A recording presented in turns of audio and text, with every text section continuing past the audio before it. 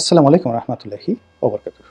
সম্মানিত দর্শক, বাংলাদেশে ২০২৫ সনের এই পবিত্র মাহে রমজান মাসে যা কিছু হচ্ছে, যা কিছু ঘটছে, এ বাংলায় ইতিপূর্বে এরকম কখনো আমরা দেখিনি। আমাদের দেশে তৌহিদি জনতা নাম দিয়ে একদল মানুষ, তারা হুটহাট করে পথে ঘাটে, স্কুল কলেজ মাদ্রাসায়, বিশ্ববিদ্যালয়, পাহাড় পর্বতে, নদী নালায়, যেখানে জনপদ রয়েছে সেখানে এমন কিছু কথা বলছেন, এমন কিছু কর্মকাণ্ড করছেন যা ইতিপূর্বে এই বাংলায় আমরা কখনো দেখিনি। তো এই তৌহিদি জনতা, এগুলো নিয়ে কথা বলবো, তার আগে অন্য বিষয়গুলো নিয়ে বলে নিই। এরপর হলো ছাত্র জনতা। ছাত্র জনতা নাম দিয়ে এখন যা কিছু হচ্ছে, এটাও আমাদের মস্তিষ্ক 2024-23 সনে কখনো কল্পনা করতে পারেনি।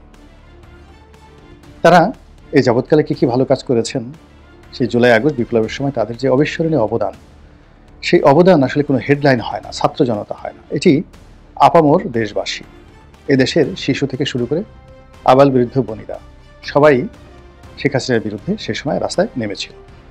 যে আবেগ, উচ্ছ্বাস এবং ভালোবাসা ছিল, এটা কোনো ব্র্যাকেট দিয়ে বা কোনো হেডলাইন দিয়ে এটাকে প্রকাশ করা একেবারে অসম্ভব একটা বিষয়। কিন্তু এই বিপ্লব সাধিত হওয়ার পর কে বা কারা হঠাৎ করে একটা হেডলাইন দিয়ে দিল যে ছাত্র এবং জনতা এই কাজ করেছে। তো এখন আমাদের দেশে তো অনেক ছাত্র রয়েছে, ছাত্রীরা কি এই আন্দোলনে অংশগ্রহণ করেননি? তারপরে জনতা, জনতা যে শব্দটি, সেই শব্দটি কোত্থেকে আসলো ব্যক্তিগতভাবে? জনগণ এবং জনতা, এর মধ্যে পার্থক্য কি? যদি যারা এই কথাগুলো বলছেন ছাত্র জনতা, তাদেরকে যদি বলা হয় আপনারা বলেন তো জনতন্ত্র এবং গণতন্ত্রের মধ্যে পার্থক্য কি, জনগণ এবং জনতার মধ্যে পার্থক্য কি? বেশিরভাগ লোক দেখবেন উত্তর দিতে পারবে না, কিন্তু ছাত্র জনতা বলে একটা স্লোগান তারা বানিয়ে দিল। তো এই যে ছাত্র জনতা, এই ব্যানারে এমন কিছু ঘটনা ইদানিংকালে ঘটছে যা কিনা আমাদের জীবনের ঘুমকে হারাম করে দিচ্ছে। সে বিষয়গুলো নিয়ে আলোচনা করব। এরপর যেটি হচ্ছে সেটি হলো মব জাস্টিস। এখন এই মব জাস্টিস সবাই করছে, ছাত্র জনতার নাম দেওয়া হচ্ছে, তারপর তৌহিদি জনতার নাম দিয়ে মব হচ্ছে, চাঁদাবাজরা মব করছে, ডাকাতরা মব করছে, বিএনপির লোক মব করছে, জামাতের লোক মব করছে, সবাই মব করছে, মব জাস্টিস করছে। এই গেল এক।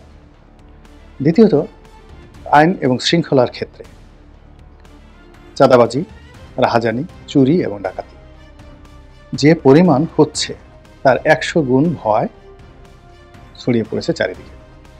আমাদের এই সমাজে কখনোই চাঁদাবাজ মুক্ত ছিল না, আমাদের এই সমাজ কখনোই ডাকাতি মুক্ত ছিল না, এটি কোনো দিন চুরি মুক্ত ছিল না, সবসময় ছিল। হয়তো এখন যা হচ্ছে তার চেয়ে বেশি কখনো কখনো ছিল। কিন্তু যে ভয়, যে আতঙ্ক, যে অনিশ্চয়তা এখন আমাদেরকে তাড়া করছে, এটি আমাদের জীবনে কখনোই ছিল না। একটি ঘটনা ঘটতো, 10টি ঘটনা ঘটতো। বাংলাদেশের অনেকগুলো জেলা, অনেকগুলো স্থান রয়েছে যেখানে গ্যাং রেপ, গ্যাং ডাকাতি, গ্যাং মারামারি এটি সবসময় হতো। কিন্তু সঙ্গে সঙ্গে মানুষ আইনের আশ্রয় নিতে পারত। তারপর যারা মুসলিম তাদেরকে সাহায্য এবং সহযোগিতা করার জন্য লোকজন এগিয়ে আসতো। কিন্তু এখন যেটি হচ্ছে যে চোখের সামনে যদি ধর্ষণ করা হয়, যেমন বাসের মধ্যে ধর্ষণ করা হলো এক রমণীকে, সেখানে তার স্বামী থেকে শুরু করে সবাই কেউ এগিয়ে এলেন না।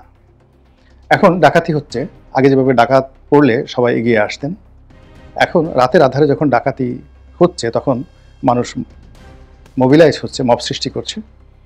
আবার দিনের আলোতে যখন প্রকাশ্যে এরকম হচ্ছে, সংঘবদ্ধভাবে আসছে কোনো একটা ব্যানারের হেডলাইন দিয়ে, তখন মানুষ মাহরুম হয়ে যাচ্ছে, চুপ হয়ে যাচ্ছে। এর ফলে কি হলো যে আমাদের পুরো সামাজিক যে কাঠামো, সেই কাঠামোটি ভেঙে পড়েছে। এখানে মানি লোক যারা, সম্মানিত লোক যারা, তারা নিজের সম্মান বাঁচানোর জন্য পাগলের মতো হন্য হয়ে আত্মগোপনে চলে যাচ্ছে দেশের মধ্যে, যে আর দরকার নেই, যা পেয়েছি অনেক পেয়েছি। তারপর যারা ধনবান, সচ্ছল, তারা যতটুকু ধন সম্পত্তি আছে সেগুলোকে একত্র করে নিরাপদ নিশ্চিন্তে গিয়ে বাকি জীবন কাটানোর জন্য কেউ দেশের বাইরে চলে যাচ্ছেন, কেউ বাংলাদেশে নিরিবিলিতে থাকার চেষ্টা করছেন। ব্যবসা বাণিজ্য, প্রোডাকশন, দেশের উন্নয়ন সব বাদ। যারা ব্যবসা বাণিজ্যতে আছেন এবং অক্টোপাসের মতো ঋণ তাদেরকে একদম খামচে ধরেছে, পাওনাদার তাদেরকে তাড়িয়ে বেড়াচ্ছে, তারা এই দুনিয়াতে বসে বারবার শুধু হযরত আজরাইল আলাইহিস সালামকে আহ্বান করছেন যে এই কষ্টের চেয়ে আমাদেরকে নিয়ে যাও। এভাবে প্রশাসনের সর্বোচ্চ স্তর থেকে একেবারে সর্বনিম্ন স্তর পর্যন্ত সবার মধ্যে ফ্রাস্ট্রেশন, জনগণের উচ্চবিত্ত থেকে শুরু করে একেবারে প্রান্তিক জনগণ সবার মধ্যে একটা হতাশা, এবং বিভিন্ন শ্রেণী পেশার মধ্যে মানে কোনো কর্মকাণ্ডই হচ্ছে না। শিল্পীরা গান বন্ধ করে দিয়েছে, পাখিরা এখনো গান গাচ্ছে, কিন্তু কুকুর যে ঘেউ ঘেউ, আপনি আগে মতো কুকুরকেও ঘেউ ঘেউ করতে দেখতে পারবেন না। এটা একটা বিশাল সায়েন্টিফিক ব্যাখ্যা রয়েছে। প্রকৃতির কিছু প্রাণী রয়েছে, বিশেষ করে কুকুর। তো কুকুরের যে ডাকাডাকি, এদের যে ক্রীড়া কৌতুক, এদের যে খেলাধুলা, এদের যে স্বাভাবিক চালচলন, এগুলোর উপরে আগামী দিনগুলো কিভাবে যাবে এবং সমাজ কিভাবে চলছে, রাষ্ট্র কিভাবে চলছে, এবং এই রাষ্ট্রের প্রতি আল্লাহ রাব্বুল আলামিনের কী ধরনের নজর রয়েছে, এটি প্রাণীদের আচরণ দ্বারা বোঝা যায়। বহু দূরে, 1000 কিলোমিটার দূরে বা 500 কিলোমিটার দূরে ভূমিকম্প করছে, ওটা সাপ, যারা সাপ আছে তারা টের পেয়ে যায়। আল্লাহ এইভাবে তাদেরকে গুণাবলী দিয়েছে। কবরের আযাব টের পেয়ে যায় কুকুরের যে ঘ্রাণ শক্তিতে। এইভাবে প্রকৃতির অনেক লীলা খেলা, জিন আছে, ভূত আছে, প্রেত আছে, আমরা দেখতে পারি না, কিন্তু প্রকৃতির অনেক প্রাণী এরকম অশরীরী আত্মাদেরকে তারা দেখতে পায়, এমনকি ফেরেশতাদেরকে তারা দেখতে পায়। তো যেটা বলছিলাম যে এখন এই বাংলায় যে অবস্থা চলছে, তাতে করে ছাত্ররা ভুলে গিয়েছেন পড়াশোনা তাদের করতে হবে। আমার বাসা ঢাকা কলেজের পেছনে, আমি নিজে ঢাকা কলেজের ছাত্র ছিলাম। আমার সব ভাইরা ঢাকা কলেজে পড়াশোনা করেছে ইন্টারমিডিয়েট। তারপরে আমার দুটো ছেলেকে আমি ঢাকা কলেজে পড়িয়েছি ইন্টারমিডিয়েট, এখন তারা দেশের বাইরে আছেন।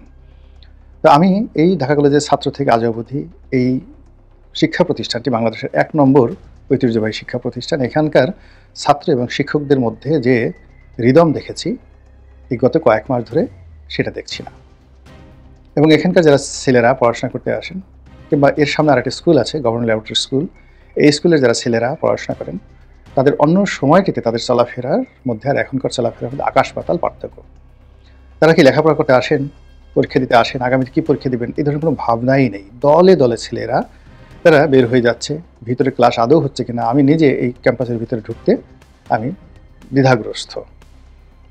তো একই অবস্থা ঢাকা বিশ্ববিদ্যালয়, একই অবস্থা অন্যান্য পাবলিক কলেজগুলোতে, পাবলিক বিশ্ববিদ্যালয়গুলোতে। আর প্রাইভেট বিশ্ববিদ্যালয়ের অবস্থাগুলো আরও খারাপ।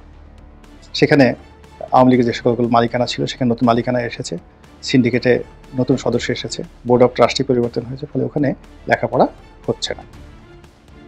তো এই যে একটা ছাত্র যারা লেখাপড়া করবেন, ভবিষ্যতে আমাদের রাষ্ট্রের হাল ধরবেন, তারা এই গত 6-7 মাসে অন্ততপক্ষে 8-10 বছর পিছিয়ে গেছে। অর্থাৎ এই জেনারেশনটাকে আমরা হারিয়ে ফেললাম।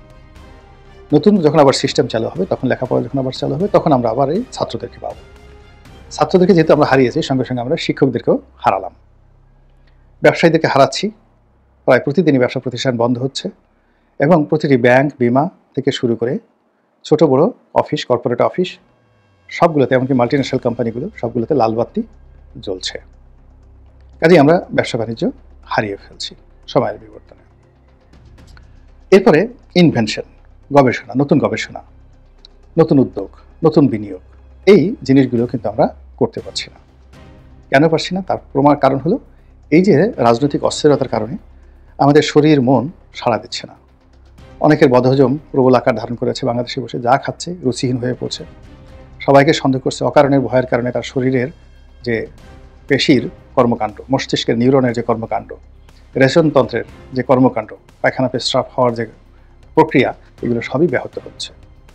এমনকি যারা ডাক্তার রয়েছেন, এই চিকিৎসা করবেন, গিয়ে দেখেন তাদের মধ্যে এত ফ্রাস্ট্রেশন, ডাক্তাররা রুগীদের কী চিকিৎসা করবে, তারা নিজেরাই অনেকে রোগী হয়ে পড়েছেন। এবং এখন এই অবস্থার মধ্যে আমরা সব কিছু কেমন যেন অন্ধকার দেখছি। এই অন্ধকার দেখার কারণে আমরা বুঝতে পারছি না যে এই অবস্থাকে ডক্টর মোহাম্মদ ইউনূস করলেন, ছাত্র জনতার নামধারী তারা করলেন, বিএনপি জামাত তারা করলেন, আওয়ামী লীগ করছে, নাকি বিএনপি করছে। কিন্তু বাস্তবতা হলো যে সব কিছু এলোমেলো হয়ে গেছে, এবং এই এলোমেলো কর্মকাণ্ডের কারণেই আমাদের চিন্তার জগৎ কাজ করছে না, শরীর কাজ করার জন্য কোনো প্রেরণা পাচ্ছে না, এবং আমরা কার অধীনস্থ থাকবো এরকম পরিবেশ পরিস্থিতি আমাদের মধ্যে নেই। অধৈর্য হয়ে পড়েছি অবাধ্য হওয়ার জন্য, বিদ্রোহ করার জন্য, নিজেকে বিলিয়ে দেওয়ার জন্য, উদ্ভ্রান্তের মতো দিক বিদিক ছুটে চলার জন্য, সন্ন্যাস ধর্ম পালনের জন্য আমরা যে যার মতো করে কর্মকাণ্ড করে যাচ্ছি। অথচ আল্লাহ রাব্বুল আলামিন আমাদেরকে যে কারণে তৈরি করেছেন, সমাজের উন্নয়ন, পরিবারের উন্নয়ন, নিজের উন্নয়ন, এবং শেষ নিঃশ্বাস পর্যন্ত জ্ঞান অর্জন করা, কাজ করা, পরিশ্রম করা এবং অর্থ উপার্জন করা, নিজের জন্য, পরিবারের জন্য, সমাজের জন্য, রাষ্ট্রের জন্য এবং আর্তমানবতার জন্য, সেই কোনো কাজই কিন্তু হচ্ছে না। এদেশের যারা এনজিও ছিলেন, এখন বলা হয় এনজিও গ্রাম সরকার, অর্থাৎ গ্রামীণ ব্যাংক এবং এনজিওরা চালাচ্ছে। আপনি গত ৬-৭ মাসে গিয়ে দেখেন কোনো এনজিওর কর্মকাণ্ড আছে কিনা, কত টাকা তারা ফরেন ডোনেশন পেয়েছে, কয়টি প্রকল্প তারা চালু করেছে, রাষ্ট্রীয় কর্মকাণ্ড কোন পর্যায়ে আছে, রাষ্ট্র যে এডিবি অ্যানুয়াল ডেভেলপমেন্ট যে স্কিমগুলো চালায়, তো সেই এডিবির যে বাজেট, সেই বাজেট কোথায় আছে, কয়টি প্রকল্প চলছে, এই বছর ভ্যাট কত আসছে, ট্যাক্স কত এসেছে, এই জিনিসগুলো তদারক করলে আপনারা বুঝতে পারবেন যে মবক্রেসি চলছে, যে রাজনীতির সহিংসতার আলামত আমরা দেখতে পাচ্ছি, এবং রাজনৈতিক যে বিচ্ছিন্নতা শুরু হয়েছে, এর ফলে নিত্য নতুন জীবাণু তৈরি হচ্ছে রাজনীতির ময়দানে। সেটা মবক্রেসি বলেন, সেটা চাঁদাবাজি বলেন, সেটা হিপোক্রেসি বলেন, কিংবা চুরি ডাকাতি রাহাজানি যাই বলেন না কেন, সব কিছু মিলে আমাদের জীবনকে দুর্বিষহ করে তুলেছে। আল্লাহ রাব্বুল আলামিন আমাদেরকে রক্ষা করুন, হেফাজত করুন এবং দয়া করুন। আসসালামু আলাইকুম ওয়া রাহমাতুল্লাহি ওয়া বারাকাতুহু।